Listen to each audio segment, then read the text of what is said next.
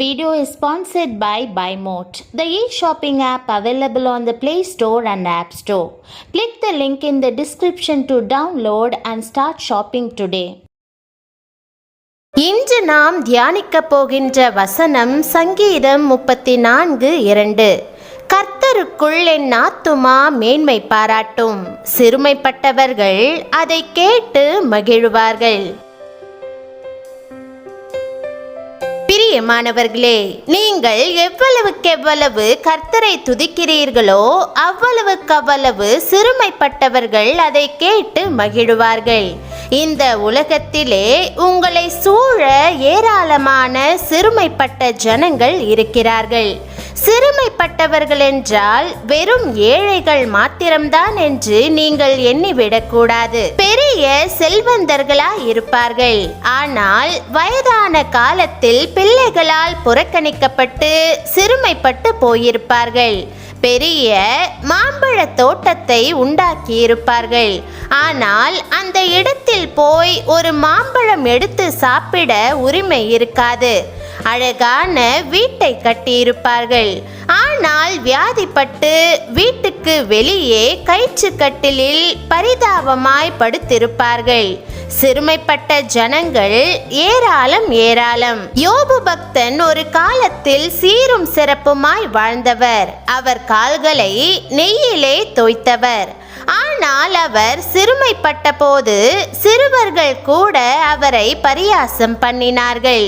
இழப்பிலும் வியாதியிலும் சிறுமை தொற்றிக்கொண்டது.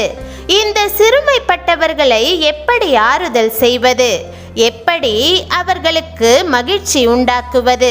தாவீது ராஜா அந்த வழியை நமக்கு கற்றுக் கொடுக்கிறார். அவர் சொல்கிறார், நான் கர்த்தருக்குள் மேன்மை பாராட்டினேன், அதை கேட்டு சிறுமைப்பட்டவர்கள் மகிழ்ந்தார்கள்.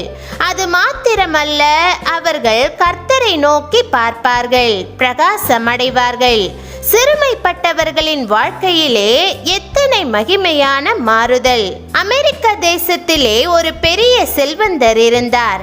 ஏறக்குறைய 60 ஏக்கர் நிலத்தை பயிர் செய்துவிட்டு விளைச்சலை ஆவலோடு எதிர்பார்த்திருந்தார். அந்தோ திடீரென்று ஒரு கொடிய நோய் அந்த விளைச்சலை தாக்கியது. அரசாங்கம் அந்த நோயை பார்த்துவிட்டு தேசத்தின் பல இடங்களுக்கும் இந்த நோய் தொற்றிவிடக்கூடியது என்று அத்தனை செடியிலும் பெட்ரோல் ஊற்றி தீ வைத்தார்கள். 60 ஏக்கர் நிலமும் எரிந்து சாம்பலானது, தரையும் கெட்டது. அந்த செல்வந்தர் பெரும் நஷ்டமடைந்து பரிதாபமான நிலைமைக்கு வந்தார். தற்கொலை செய்து கொள்வதை தவிர வேறு வழியில்லை என்று எண்ணினார். அந்த துயரமான சூழ்நிலையில் அவமானம் தாங்க முடியாமல் வாழ்க்கையை முடித்து கொள்ள நினைத்த போது மன ஆறுதலுக்காக அவர் ஆலயத்திற்கு சென்றார். கர்த்தரை துதித்த துதி அவருக்குள் ஒரு நம்பிக்கையை உண்டாக்கியது. சிறுமைப்பட்ட அவர் மகிழ்ந்தார்.